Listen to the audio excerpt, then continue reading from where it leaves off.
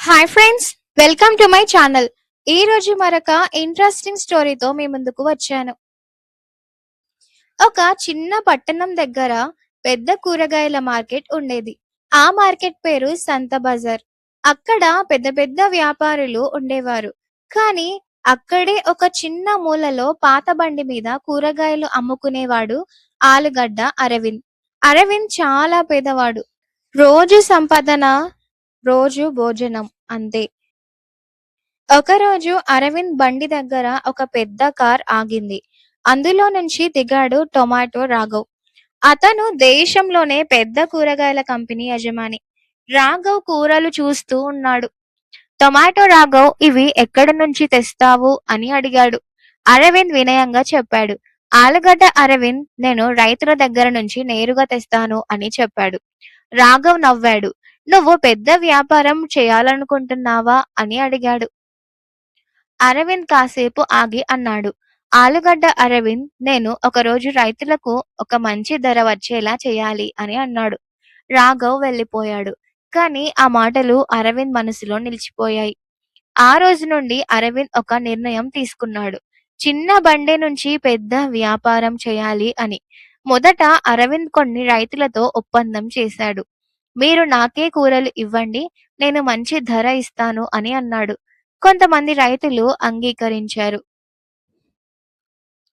Arvind cycle మీద కూరలు తీసుకెళ్లి హోటళ్లకు అమ్మటం మొదలుపెట్టాడు. రోజులు గడిచాయి.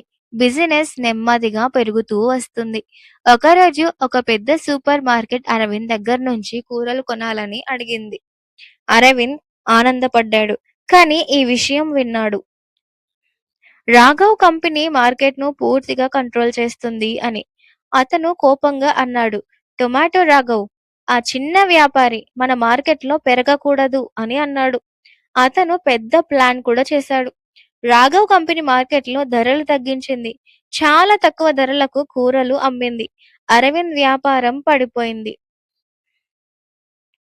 బ్యాంక్ లోన్ పెరిగింది. రైతులు కూడా భయపడ్డారు.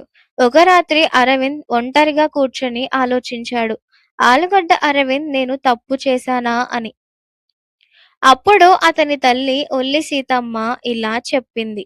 నిజం మీద నిలబడితే అంత సులభంగా ఓడిపోవు అని అంది. ఆ మాటలు విన్న అరవింద్ కి ధైర్యం ఇచ్చాయి. అరవింద్ కొత్త ఐడియా తీసుకున్నాడు. అతను ఆర్గానిక్ కూరలు అమ్మటం మొదలు పెట్టాడు. రైతులతో కలిసి కెమికల్స్ లేకుండా పంటలు పండించారు. కొంతకాలం తర్వాత ప్రజలు గమనించారు. ఈ కూరల నుంచి రుచి వేరేలా ఉన్నాయి అని.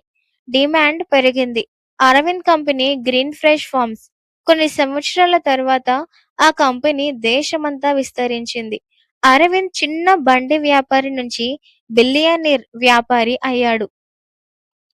ఒకరోజు టొమాటో రాఘవ్ అరవింద్ ఆఫీస్ కి వచ్చాడు. అతను నిశ్శబ్దంగా ఉన్నాడు.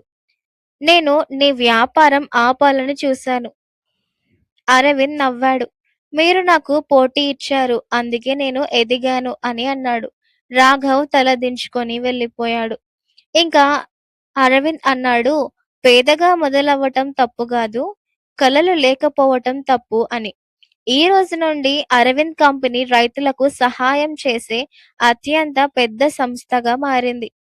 ఫైనల్ గా మోరల్ ఆఫ్ ద స్టోరీ ఏంటి అంటే, పేదరికం మన ప్రారంభం మాత్రమే. పట్టుదల, నిజాయితీ, కష్టం ఉంటే ఎవరైనా శిఖరానికి చేరవచ్చు. మీకు ఇంకా ఇలాంటి స్టోరీస్ కావాలి అంటే నా ఛానల్ ని సబ్స్క్రైబ్ చేసి అలాగే బెల్ ఐకాన్ ని కూడా క్లిక్ చేయండి. Thanks for watching.